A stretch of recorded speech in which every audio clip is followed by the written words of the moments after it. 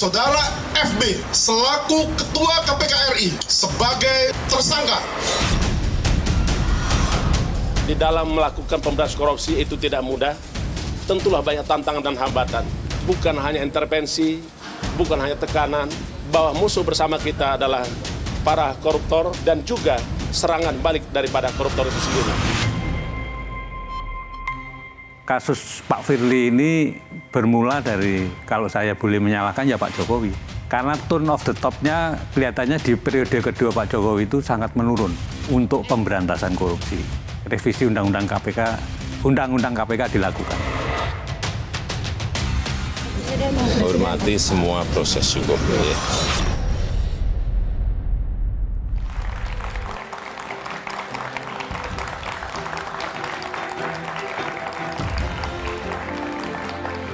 Ketua KPK nonaktif Firly Bahuri kembali menjalani pemeriksaan di Bareskrim Mabes Polri usai ditetapkan sebagai tersangka kasus dugaan pemerasan terhadap mantan Menteri Pertanian Syahrul Yassin Limpo. Selain di Polri, Firly juga tengah menjalani pemeriksaan di Dewan Pengawas KPK dan menjadikan Firly sebagai Ketua KPK yang diperiksa Dewan Pengawas beberapa kali. Penetapan Firly sebagai tersangka menambah buruk citra KPK dan makin terpuruknya proses pemberantasan korupsi di negeri ini. Apalagi di tengah kasus ini muncul pengakuan dari mantan Ketua KPK Agus Raharjo soal intervensi Presiden Jokowi terkait penanganan kasus korupsi IKTP. Pernyataan Agus memang sudah dibantah Jokowi, namun pemberantasan korupsi saat ini memang dinilai lunglai. Hal ini dikuatkan dengan skor indeks persepsi korupsi Indonesia melorot tajam. Benarkah demikian? Inilah Satu Meja The Forum, Kotak Pandora, kasus Firly Bahuri.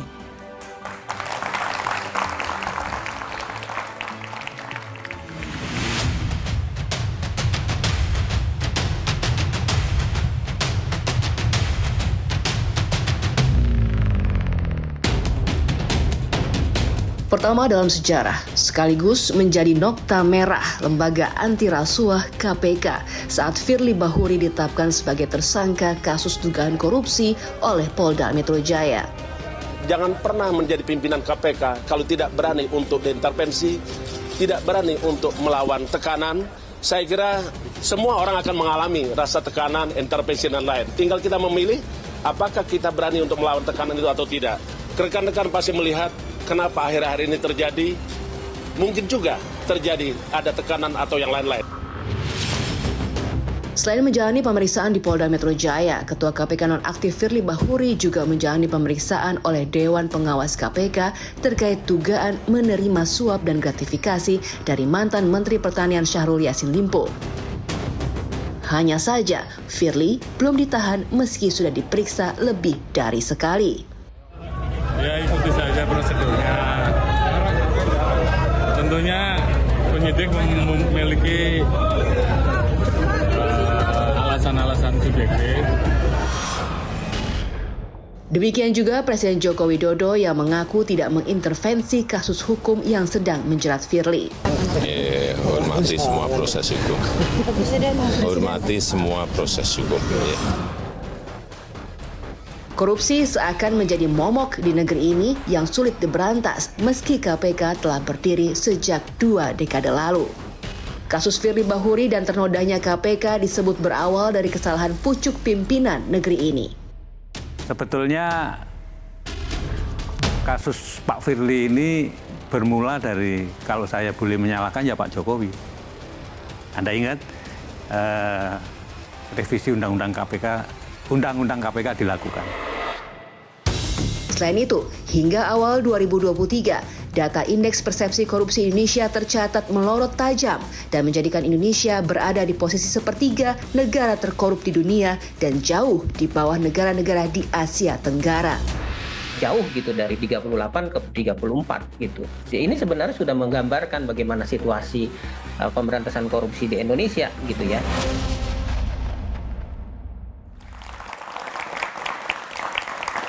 Kotak Pandora kasus Firly Bahuri adalah tema Satu Meja The Forum malam ini. Di studio telah hadir dari ujung sebelah kanan Mas Rumadi Ahmad, tenaga ahli utama KSP. Malam, Mas Rumadi. Kemudian ada Mbak Yenti Garnasih, Ketua Pansel Pimpinan KPK 2019-2023. Di sebelah kiri saya ada anggota Komisi 3 DPR, Johan Budi. Malam. Selamat Johan. Dan di ujung sebelah kiri ada Abraham Samad, Ketua KPK 2011-2015. Kami juga telah mengundang Wakil Ketua KPK Nurul Gufron, tetapi Mas Nurul berhalangan hadir di malam hari ini. Sebelum saya melanjutkan dialog, kita juga pantau terlebih dahulu di Bares Krim Polri ada reporter Kompas TV Francisco Donasiano yang tadi pagi Firly Bahuri diperiksa sejak jam 9. Bisa diupdate perkembangan dari Bares Krim Polri, Sisko? Ya, kalau update terkininya Budiman dan juga saudara untuk pemeriksaan Firly Bahuri ini sudah dipastikan selesai. Ini informasinya kami dapatkan atau kami lihat langsung. Tadi masuk lewat pintu yang berada di belakang kami melalui gedung Awaludin Jamin seperti itu pada pukul 9:13 waktu Indonesia Barat. Namun keluar ini tidak terinformasi ataupun juga cukup terpantau oleh awak media keluar melalui Sekretariat Umum yang ada di Baris Krim Polri. Tentunya pemeriksaan ini sedikit lebih lama 1 jam seperti itu dari pemeriksaan sebelumnya pada tanggal 1 Desember lalu Budiman dan juga saudara. Nah, kalau kita pantau ataupun juga kami lihat tadi ketika masuk ataupun juga tadi keluar, Firly Bahuri sendiri Ketua KPK nonaktif ini enggan untuk berbicara atau irit bicara seperti itu tentang kasus ataupun juga yang akan diperiksa pada hari ini. Kalau kita melihat atau berkaca pada pemeriksaan pertama sebagai tersangka, ini dicecar dengan 40 pertanyaan dan selama 10 jam seperti itu. Dan untuk hari ini durasi. Oke, terputus. Ini juga cukup menarik juga. Kenapa kemudian Mas Budiman, selamat malam. Ya, silakan, Sisko.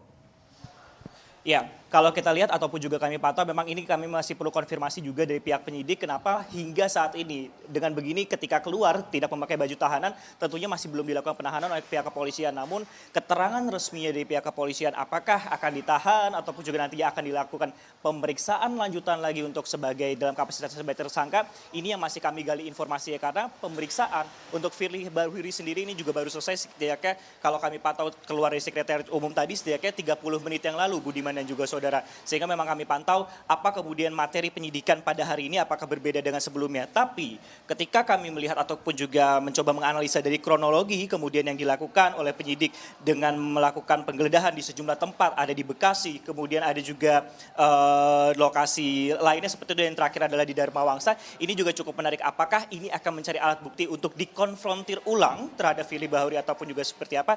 Inilah yang masih kami pastikan terlebih dahulu ataupun juga kami gali informasinya. Yang jelas pada malam hari ini ketika kondisinya keluar seperti itu, ini tidak dilakukan penahanan pada malam hari ini. Budiman.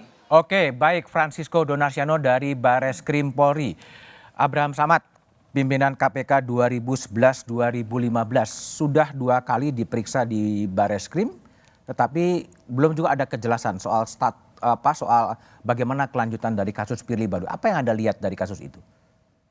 Sepertinya ada tarik-menarik ya. Tarik-menarik? Ya, karena kalau saya lihat masalah alat bukti pasti sudah cukup.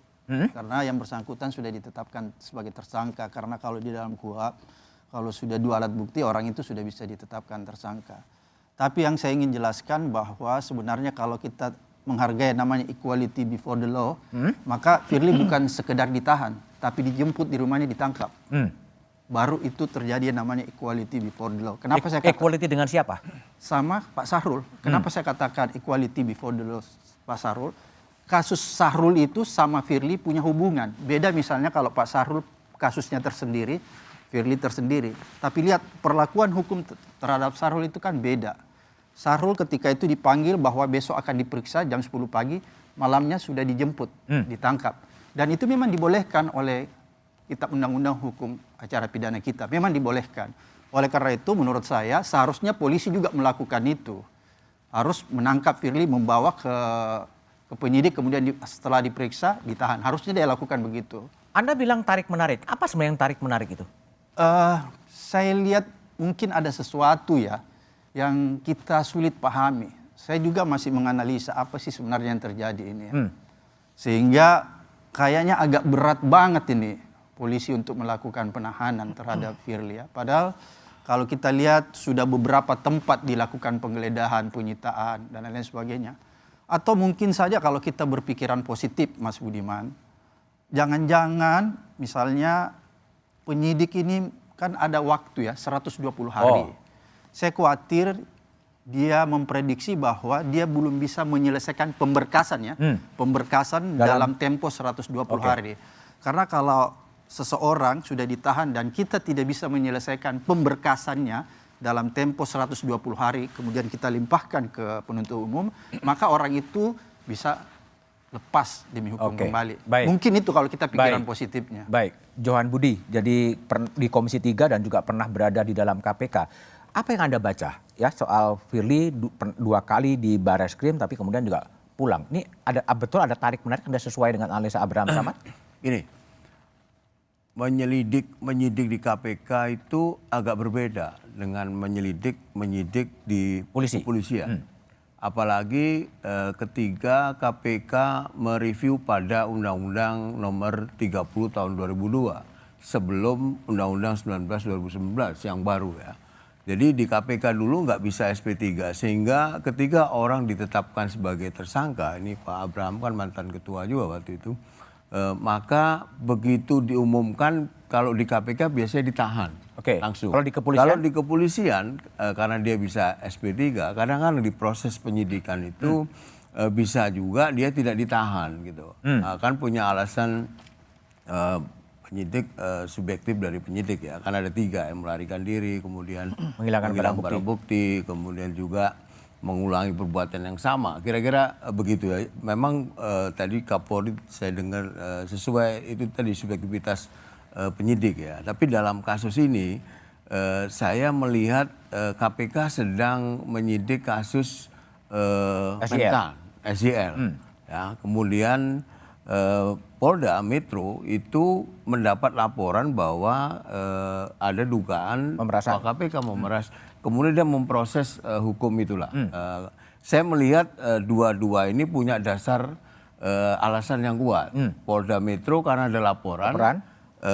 KPK karena memang punya bukti. Gitu. Sehingga proses ini dilakukan oleh kedua institusi ini. Yang memang di luar itu kemudian bisa dipersepsikan macam-macam ya. Tapi kalau saya melihat sebagai orang yang pernah di KPK. Ketika KPK, saya nggak tahu ya, sekarang KPK agak berubah saya lihat. Kalau KPK sudah menetapkan seseorang menjadi tersangka, itu buktinya memang lebih dari 2 biasanya. Tidak cukup 2 dia, kalau lebih dari 2 itu sehingga kuat betul ini. Nah di Polda, di kepolisian itu tadi saya nggak tahu apakah ada bukti yang masih perlu dikumpulkan untuk atau ada hal lain. Saya tidak tahu.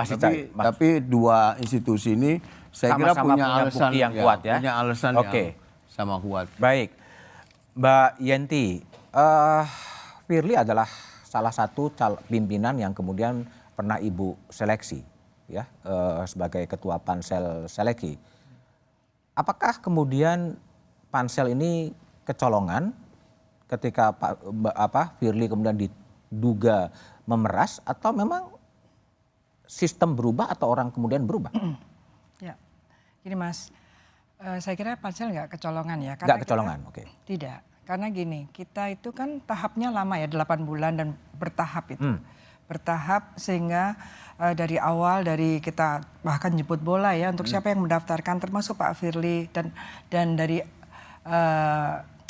penegak hukum itu harus ada izin dari atasannya. Artinya Pak Firly pun masuk ke sini dan 11 polisi yang lain itu sudah izin Pak Kapolri waktu itu Pak Tito. Artinya apa? Pasalnya udah disaring di sana kan? Saring internal. Betul. Kan kita juga penyaringan ini kan. Dan kemudian kita ada policy brief dan penyaringan administrasi. Kemudian kita ada beberapa vendor juga kan untuk testing psikologi, manajerial, sosial, kultural juga, dan kemudian kapasitinya dan sebagainya itu sudah bertahap.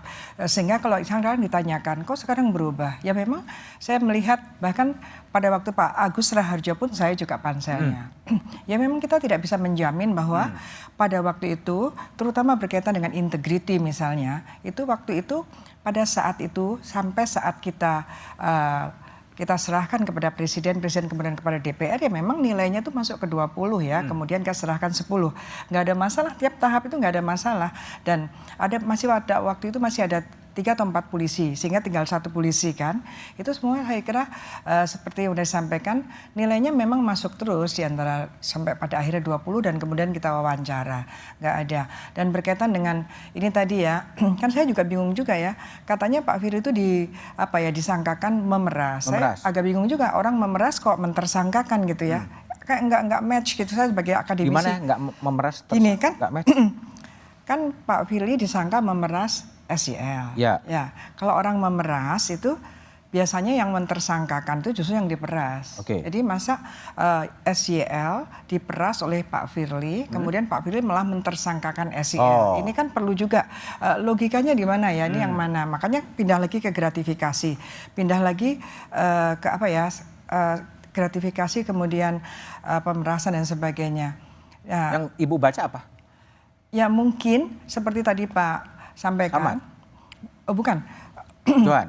Pak Johan sampaikan bahwa mungkin ya karena 2 alat bukti yang cukup itu, alat bukti yang cukup adalah 2, kalau di kepolisian mungkin ya hati-hati, jangan-jangan memang sedang mencari kekuatan buktinya itu lagi. Karena kan saya juga loh kok pindah ya, bisa habis pemerasan, memeras ya. Pemerasan itu kan bisa yang memeras, bisa yang diperas.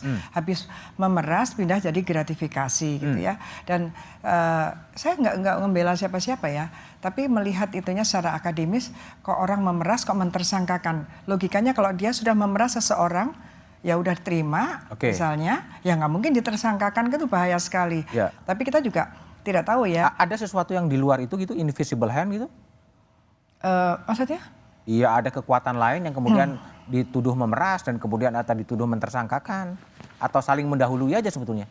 Iya, kalau memeras saya juga Pak Abraham Samad ya, memang kayaknya tidak equal ya, karena tentang Pak Mentan itu udah agak lama itu kan dugaan-dugaannya. Jadi KPK lebih firm menurut saya. Ini masalahnya adalah karena orang pidana itu, masalah pidananya betul-betul berkaitan dengan unsur yang bisa dipenuhi dengan alat bukti yang ada, bukti yang sudah terkumpul. Ini berkaitan dengan, kalau saya sih melihatnya hanya ya mungkin belum terlalu kuat, dan itu nanti khawatir ya kalau misalnya kemudian ditahan, buktinya belum cukup juga akan berbahaya. Berbahaya. Baik, Mas Rumadi, saya ingin tanya dalam perspektif istana ya. Ini kan ketua KPK kemudian dituduh memeras atau menerima gratifikasi atau dituduh juga melakukan korupsi. Itu perspektif istana seperti apa? Tapi jawabannya setelah jeda berikut ini saja.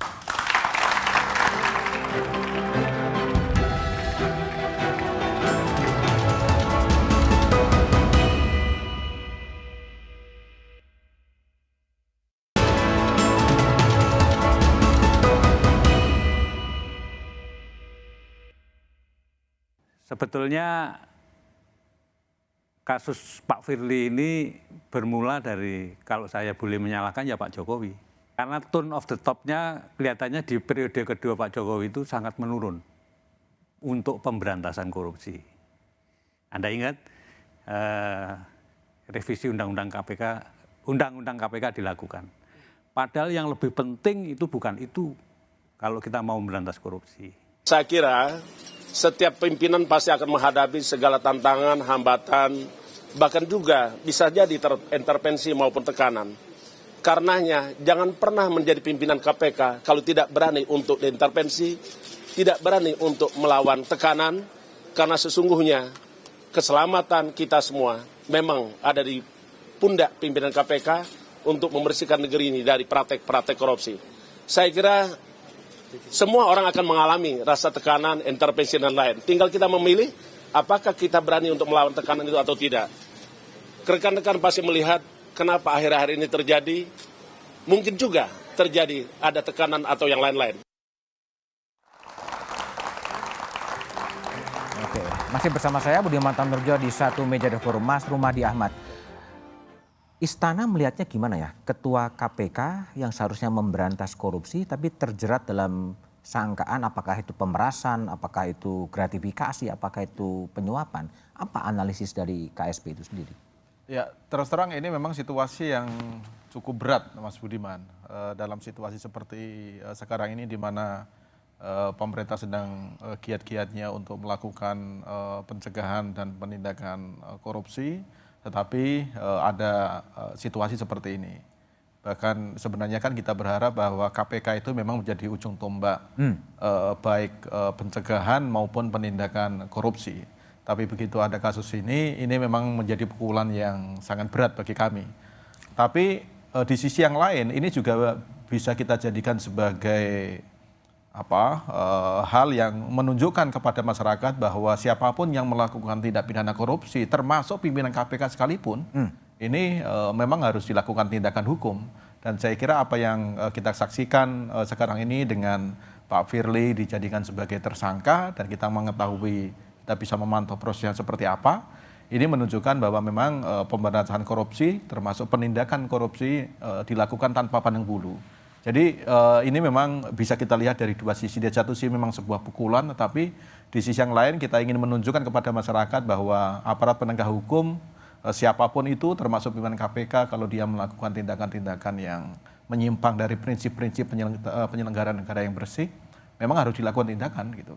Tapi kalau tadi menanggapi Pak Agus Raharjo mengatakan pelemahan KPK ini sistematis dengan revisi undang-undang, KSP meresponnya gimana? Ya, saya tidak mau masuk terlalu jauh ya ke isu itu karena bagaimanapun ini situasinya sudah terjadi, misalnya termasuk revisi undang-undang KPK, ini prosesnya bukan semata-mata di pemerintah tetapi ini di DPR.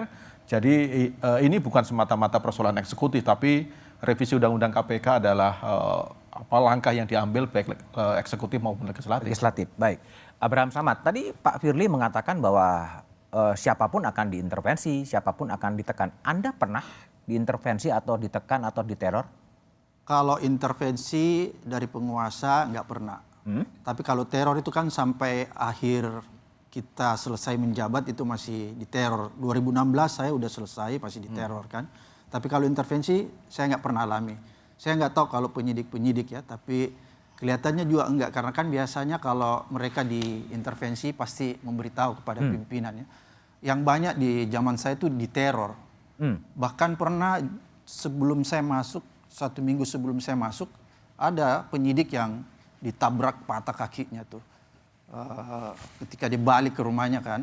Jadi kejadian teror seperti novel itu banyak dialami penyidik-penyidik KPK. Dan menurut saya itu yang paling banyak terjadi daripada intervensi. Oleh karena itu menarik sebenarnya apa yang disampaikan Pak Agus kalau menurut saya. Sebenarnya apa yang disampaikan Pak Agus bagus kita tanyakan Ibu Yenti. Apakah ketika memilih pimpinan KPK pansel itu dapat intervensi? Kenapa saya katakan ini perlu? Karena menurut saya kalau tadi Ibu Yenti menyatakan bahwa skor mereka itu terpenuhi secara intelektual, yes. Tapi kan penilaian bukan di situ. Pertama, KPK sudah memberikan satu dokumen kepada pansel dan kepada DPR tentang pelanggaran etik yang dilakukan Firly ketika dia menjabat jadi deputi. Jadi itu firm. Sehingga sebenarnya kalau bukti itu ada, beda kalau misalnya sekedar ucapan tidak ada bukti, itu fitnah. Tapi ini semua dilengkapi dengan bukti tapi toh masih diloloskan. Oleh karena itu perlu kita tanya. Mbak Yanti silakan. Apakah memang yang diintervensi panselnya sebetulnya? Tidak, pansel nggak diintervensi. Pansel itu kan kepanjang tanganan presiden. Kita setiap tahapan itu diketahui oleh presiden melalui Mensesnek, itu udah pasti kan. Karena kita memang kalaupun ya kita misalnya dapat 20, presiden nggak setuju juga boleh kok itu kan misalnya gitu. Jadi di situ clear ya bahwa itu kita hanya kepanjang tanganan presiden dan itu adalah suatu instrumen untuk menjaring dari yang pertama dulu 600 yang belakangan 360. Itu ya dari itu kemudian kita harus mencapai angka 10 orang. Nah di situ nggak ada intervensi sama sekali. Kalau dokumen yang katakan pelanggarannya Firly? Jadi waktu itu kan kita minta data dari semua penegak hukum yang kita datang itu kita minta data semua. Itu tidak diberikan pada waktu itu. Tidak diberikan? Tidak waktu itu. Diberikannya pada waktu sudah selesai. Kemudian terlambat?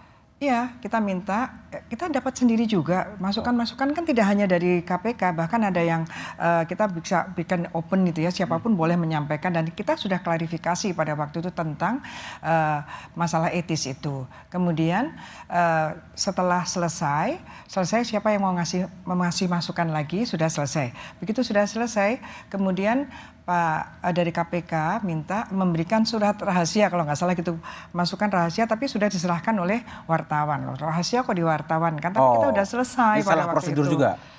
Ya iyalah kan kalau nyakisnya. Dan lagi waktu itu Pak Agus Raharjo minta kita yang datang, padahal yang lain itu kan datang ke sini gitu ya. Nah itu juga dan sudah waktunya selesai dan sebelumnya nggak ada lagi gitu. Jadi kita kan nggak mungkin juga diintervensi terus harus mundur gara-gara itu. Nah kemudian kita jalan, saya kira sampai selesai kita tuh kan bersembilan juga. Itu dari kalangan yang berbeda. Pemikirannya berbeda, pandangannya juga berbeda, dan ada juga dari masyarakat sipilnya juga kan di sana ada 3 orang itu di sana. Jadi saya kira tidak diintervensi. Tidak diintervensi. Iya tidak. Baik, Johan Budi. Jadi kalau respon sekarang rame kan bahwa KPK itu rentan intervensi. Ya kalau tadi Mas Agus Raharjo kan mengatakan ya Pak Jokowi kadang-kadang juga mengintervensi. Selama masa Anda menjadi pimpinan KPK pernah juga terjadi intervensi dari kekuasaan? Saya menggantikan Pak Abraham sama Pak Bambang. Waktu itu anak tersangka, kemudian saya ditunjuk sebagai PLT. Bulan Februari kalau nggak salah. Nah dalam masa-masa itu kondisi KPK benar-benar terpuruk. Terpuruk. Budiman bisa review ke belakang apa dulu yang disebut dengan cicak versus buaya. Lumpuh KPK waktu itu. 2 pimpinan ketua KPK sama wakilnya menjadi tersangka. Organisasi stagnan, tidak jalan. Karena pimpinan kami jadi tersangka. Kemudian ada 3 ya waktu itu ya Pak Abraham ya. Kemudian saya menjadi PLT. Nah ketika saya menjadi PLT, saya beberapa hal saya benahi waktu itu. Bersama-sama dengan pimpinan yang lain ya, termasuk bagaimana mekanisme expose, bagaimana kemudian kalau kita menyadap orang, ya, itu waktu saya jadi PLT pimpinan KPK itu kita batasi 3 bulan. Dulu sebelumnya kan memang tidak ada. Ya. Tapi semasa Anda memang nggak ada intervensi sama sekali? Nggak ada. Kita nggak sempat memikirkan dan apa yang perlu diintervensi. Situasinya juga agak kisruh ya? Situasi nggak ini gitu loh. Nah kalau zaman Pak Abraham sebelum saya gantikan mungkin bisa ditanya ada intervensi atau tidak ya.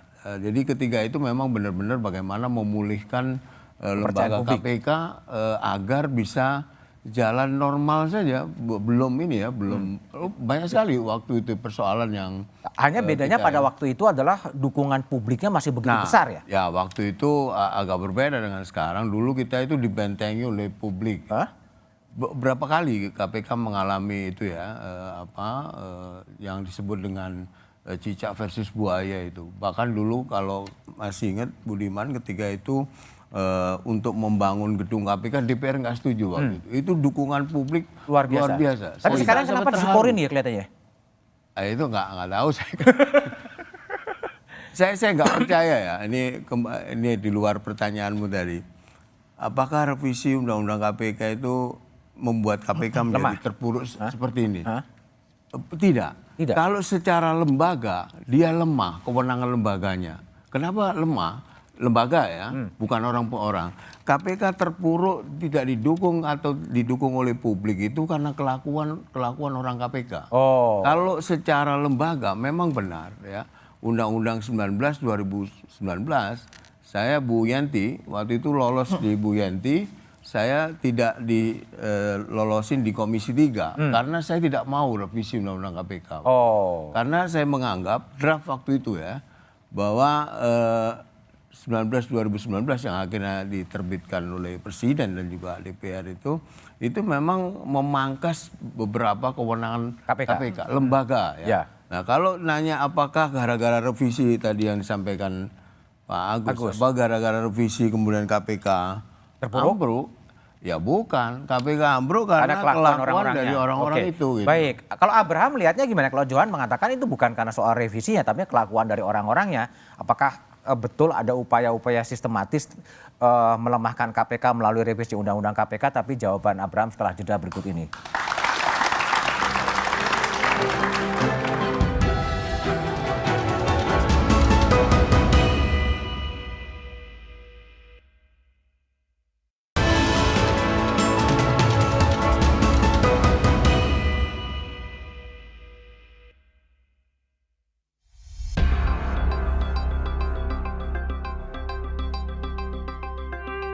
Oleh karena itu beta bilang kalau mau berantas korupsi atau mau ini jangan hanya karena momen politik.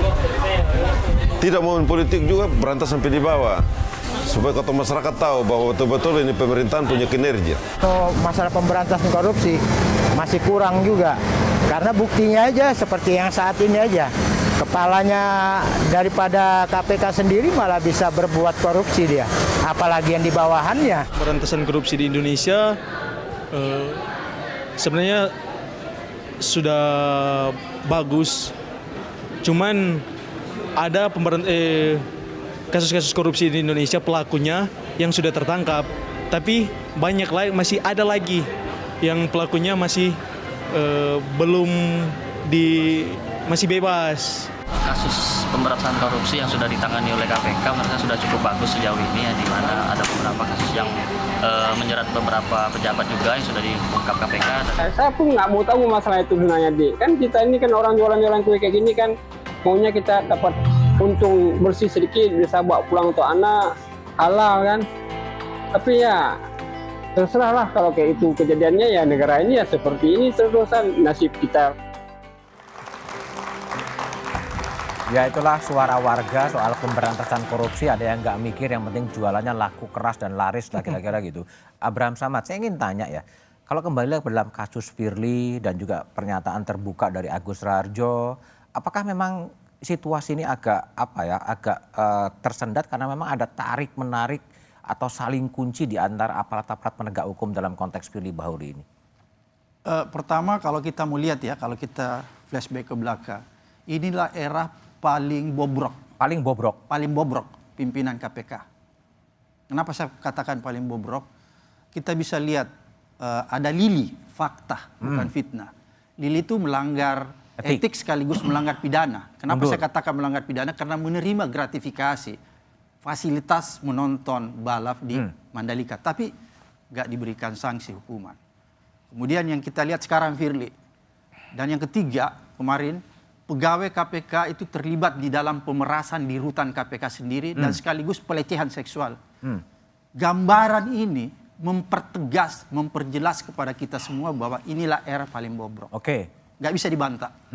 Oleh karena itu, kalau dia bobrok, siapa yang harus bertanggung jawab? Kan gitu pertanyaannya. Pimpinan, karena setiap kelembagaan atau organisasi ada keteladanan. Jadi pimpinan kalau mana? Pimpinan, para komisioner. Oh, komisioner KPK. Kalau komisionernya rampok semua, anak buah di bawah itu juga bisa jadi rampok. Tapi kalau komisionernya itu bagus, yang di bawah nggak bisa macam-macam. Jadi menurut saya, kalau orang bilang, apa yang terjadi? Kalau kita lihat lebih luas lagi, maka ada dua. Pertama, kalau kita lihat kenapa lembaga KPK sekarang terpuruk, kelakuan para komisioner. Kemudian yang kedua diperburuk dengan revisi undang-undang KPK kemarin. Baik, Mbak Yenti, kembali lagi kritik terhadap perilaku pimpinan KPK yang Abraham cukup keras ya. Ini kan yang bertanggung jawab pimpinan, dan pimpinan kemudian juga hasil diantaranya ya hasil seleksi dari panitia seleksi yang merupakan kepanjangan tangan dari presiden. Ya, jadi gini ya, jadi memang pada akhirnya kan pansel mendapatkan angka 20 ya, 20 pada waktu itu memang kondisinya memang beda ya pada waktu itu karena waktu kita menyerahkan juga ke 20 ke 10 itu juga di istana juga sedang ada demo dari Papua dan sebagainya, sangat luar biasa ya keadaannya. Dulu KPK dulu pansel itu menyerahkan mendiskusikan 20 nama ya, ke istana yang dihadiri oleh Mensesnek dan Presiden. Dan kami bersembilan. Dari 20 nama itu kemudian dipilih 10? Dipilih 10. Yang milih pansel atau Presiden? Ya kita sudah diskusi, pada akhirnya kita menyatakan 10. Tapi sebetulnya ya seandainya dari 10 itu ada Presiden yang tidak suka, itu sebenarnya boleh saja. Bahkan waktu yang pertama dulu yang zaman Pak Agus Raharjo, itu DPR pernah menyampaikan gini, nanti kalau 10 orang dari pansel yang ibu-ibu arisan ini kita tidak suka, kita kembalikan semua. Artinya apa? Pansel itu hanya menyediakan 10 kan. Setelah itu Presiden mau nolak boleh, DPR menolak boleh. Itu yang mengaturnya seperti itu. Bahkan kita dibilang ibu-ibu arisan. Kalau nggak ada yang bagus kita akan kembalikan. Jadi ketika 20 itu disampaikan kepada Presiden, itu sebenarnya kan ada beberapa nama polisi ya? Iya, ada iya. Firly Bahuri, ada Antam November, Iya. ada seorang Polwan gitu. Iya, iya. Itu gimana proses mengerucut pada Firly yang penolakan publiknya cukup keras? Iya, jadi kan kita di pansel sendiri kan bersembilan ya, Oke. bersembilan itu juga kita kalau saya membayangkannya gini, kalau nilai sampai pada akhir ya Pak Abraham itu Pak Firly masuk, termasuk integritas itu kan kita ada tes psikologi, terus ada tes kesehatan jiwa oleh RSPAD. Nah di tes itu masih bagus.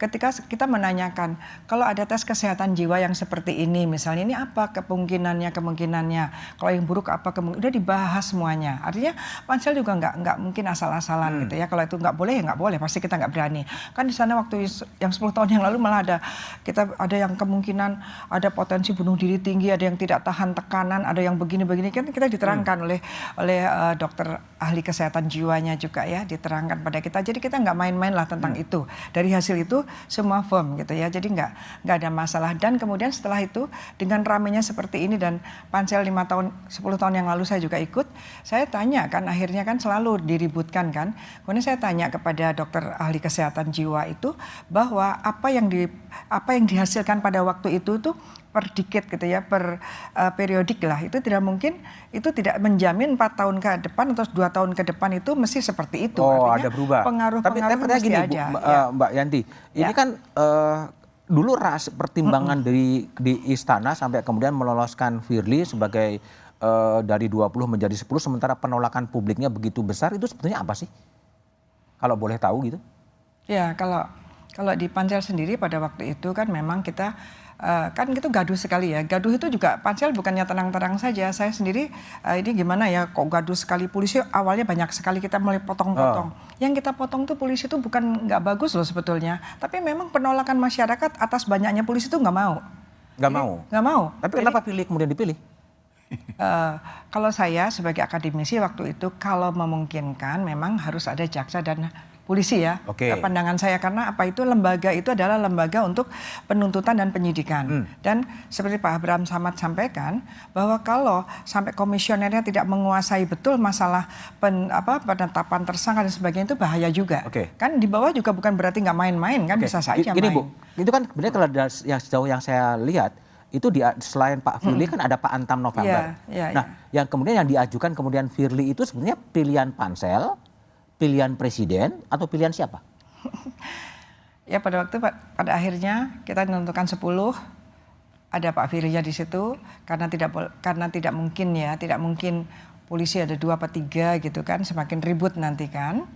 Jadi ya dari 10 itulah. Ya jadi keadaannya seperti itu. Keadaan itu kita tidak berbicara berdua ya, kita berbicara bersembilan dan Pak Presiden dan Pak Mensesnek. Di antara itulah. Baik. Mas Rumadi, jadi ketika sudah posisinya seperti sekarang, kira-kira apa ya yang mau dikerjakan oleh pihak istana ketika posisi KPK sebagai anak kandung reformasi kemudian menjadi menurut Abraham Samad bobrok gitu kan, berada di titik nadir. Apa evaluasi dari istana? Ya, sekarang sudah ada PLT. PLT. Pak Nawawi. Saya kira ini tugas berat Pak Nawawi untuk bisa mengembalikan kepercayaan publik terhadap KPK. Bebannya Nawawi.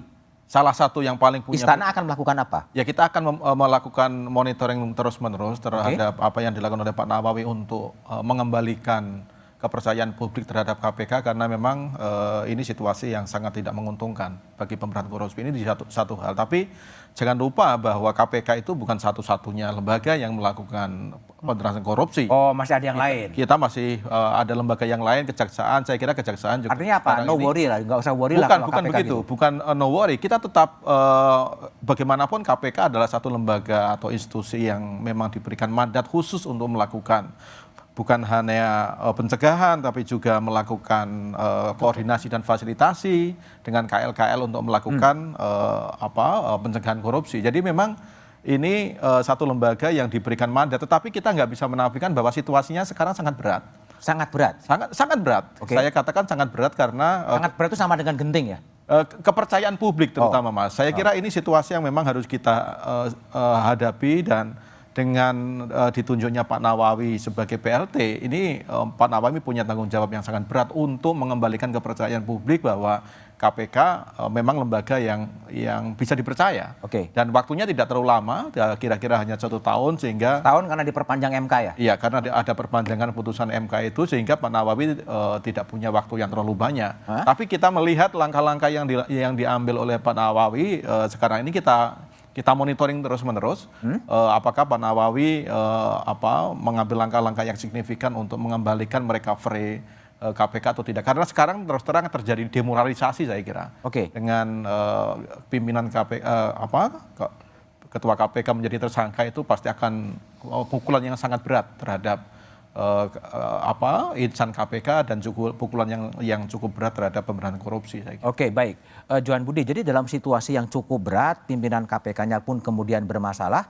Saran Anda apa sih untuk kemudian apakah kemudian terpikir mengembalikan KPK seperti yang dulu gitu sebelum direvisi atau seperti apa? Tapi jawabannya setelah jeda berikut ini saja.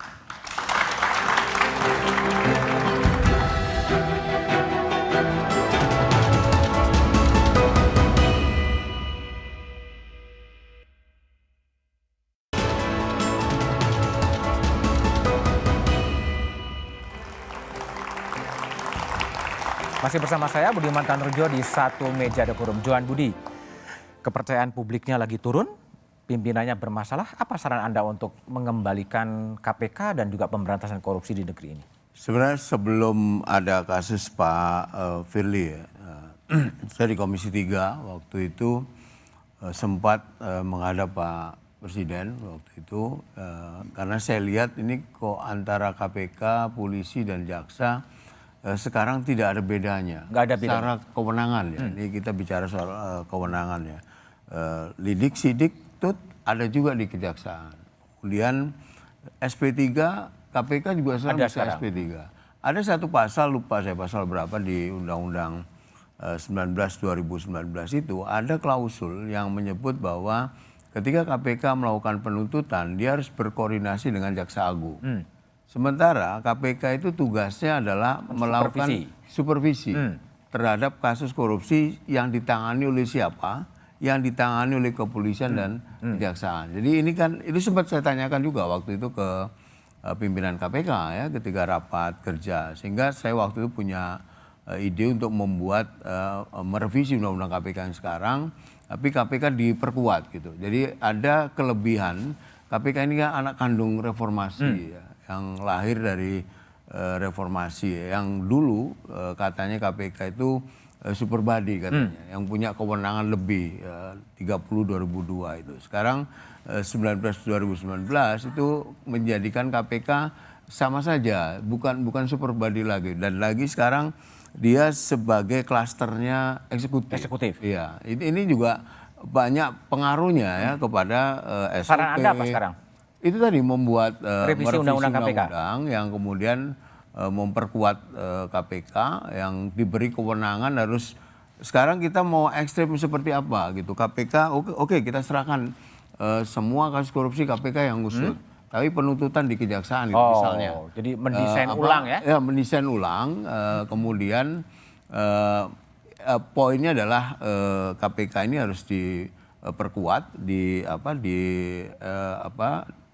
lembaganya ini dibongkar lah. Dibongkar ulang. Kewenangannya itu dibongkar. Baik. Kemudian ya diberi penguatan. Oke, Abraham Samad, apa saran Anda untuk melakukan rebound terhadap pimpinan KPK sebetulnya? Sebenarnya sederhana ya menurut saya. Kita kembali aja, kalau kita tidak ingin membuat undang-undang yang lebih jelimet, kita kembali ke undang-undang lama. Oke, dengan cara? Kita susun kembali dan merubah undang-undang baru, revisi ya, tapi substansi di undang-undang lama itu sebenarnya sudah sangat memadai. Kan kalau kita lihat ya, kenapa sampai revisi undang-undang itu terjadi? Karena paling banyak dipermasalahkan mengenai penyadapan dulu. Orang DPR takut gitu ya. Padahal sebenarnya satu-satunya lembaga penegak hukum yang bisa dipercaya penyadapannya itu KPK, lawful interception. Jadi dia diaudit dan auditnya itu bisa dipertanggungjawabkan sehingga tidak perlu ada yang dikhawatirkan menurut saya.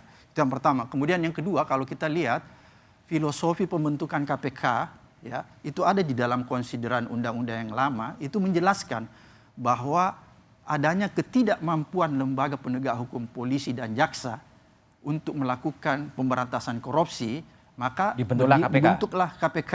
Jadi KPK ini dia men-trigger sebenarnya, bukan sama, dia men-trigger. Jadi dia trigger polisi dan kejaksaan agar bisa. Sekarang udah baik? Polisi dan jaksa? Belum juga. Jadi masih dibutuhkan KPK. Dan tidak ada satupun di dalam klausul undang-undang yang menyatakan KPK ad hoc. Jadi ini orang banyak salah, orang pikir KPK itu ad hoc ketika polisi jaksa sudah bagus jadi bubar. Enggak, di negara-negara lain. Ini Pak Johan ini ikut dulu dengan saya, kita terima penghargaan di Filipina ya, Ramon Magsaysay.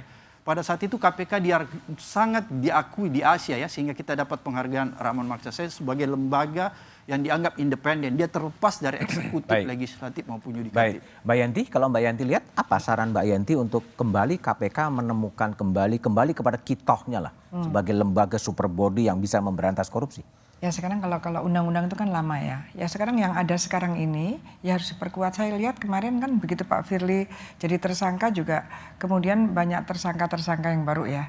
Karena ternyata beberapa itu sudah diselidik sejak 2020. Nah ini kenapa tertahan waktu itu kan harus dievaluasi. Ada apa sih sebetulnya? KPK sekarang dengan Pak Pamulango ini harus betul-betul melihat kasus-kasus yang kenapa tidak bisa selama ini tertahan dan sebagainya. Itu di dalam KPK sendiri sekarang dilihat, dilakukan apa yang sudah ada bukti-buktinya. Tidak mungkin kita menunggu undang-undang baru, sementara koruptornya seneng dong. Mungkin perpu dibuat. Nggak tahu juga ya. Tapi yang jelas gini, kita jangan sampai menunda kalau ada koruptor-koruptor yang memang harus segera ditangani. Dan sudah banyak yang sudah ada dan akan ada itu sudah banyak sekali. Jadi kita jangan menunda. Kalau kita menunda dengan bertanya apakah ini perlu diperbaiki dan sebagainya atau kita evaluasi kewenangan KPK karena KPK yang diacu dulu diacu adalah Hong Kong pun memang kewenangannya tidak seperti ini ya hanya penyidikan saja. Jadi macam-macam alasannya negara itu sendiri yang tahu bahwa KPK-nya memerlukan seperti apa. Bagaimana kejaksaannya sekarang, polisi Indonesia seperti apa. Saya kira itu harus dievaluasi ke dalam. Istana harus ngapain? Istana harus memikirkan itu semua. Memikirkan dan mengevaluasi. Memikirkan dan mengevaluasi. Bertindak lah. Langsung bertindak ya. Dan dilihat betul gitu ya antara tiga lembaga yang ada ini. Apalagi kan masa kepemimpinan ini kan tinggal sedikit kalau bisa ya diselesaikan semua gitu kan. Baik. Mas Rumadi, Istana gimana? Apakah terpikir kemudian membuat sebuah, karena situasinya tadi kan agak genting dalam bahasa saja ya. Mungkin beda dengan itu. Menerbitkan perpu mengembalikan KPK kepada versi orinya gitu? Belum. Istana belum berpikir sampai sejauh itu ya. Kita memang sekarang ini masih dalam tahap untuk memastikan apakah dalam waktu dekat ini ada recovery kepercayaan publik atau tidak. Gitu. Jadi memang secara internal saya kira KPK juga perlu bahasa agamanya itu muhasabah lah. Melakukan introspeksi mengapa misalnya dukungan publik bisa seperti ini padahal dulu KPK itu didukung publik luar biasa. Saya kira memang harus ada refleksi pada aspek itu. Itu yang pertama Mas. Kemudian yang kedua, saya kira kalau kita memang mau memperkuat, mempercepat penanganan korupsi, saya kira ada undang-undang RU lain yang juga perlu kita percepat, misalnya RU perampasan aset misalnya yang mentok di DPR. Masih mentok di DPR. Sejak bulan Mei Presiden sudah berkirim surpres ke DPR, tapi sampai sekarang belum ada tindak lanjutnya seperti apa. Saya kira memang semua komponen baik eksekutif kemudian legislatif termasuk yudikatif saya kira memang harus bekerja sama-sama karena pencegahan korupsi, pemberantasan korupsi itu bukan semata-mata eksekutif, itu beyond eksekutif. Jadi beyond eksekutif. Jadi semua komponen saya kira memang harus bahu-membahu dengan niat baik untuk bagaimana negara ini bisa bersih dari korupsi. Jadi bukan hanya sekedar sama-sama bekerja, tapi bekerja sama untuk memberantas korupsi. Oke, Mas Rumadi, Mbak Yanti, Johan dan Abraham Samad telah bergabung di satu meja The Forum. KPK sebagai amanah reformasi telah ambruk.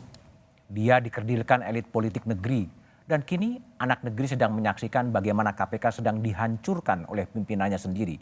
Tak tampak lagi pembelaan terhadap KPK. Pemberantasan korupsi sedang memasuki masa kegelapan.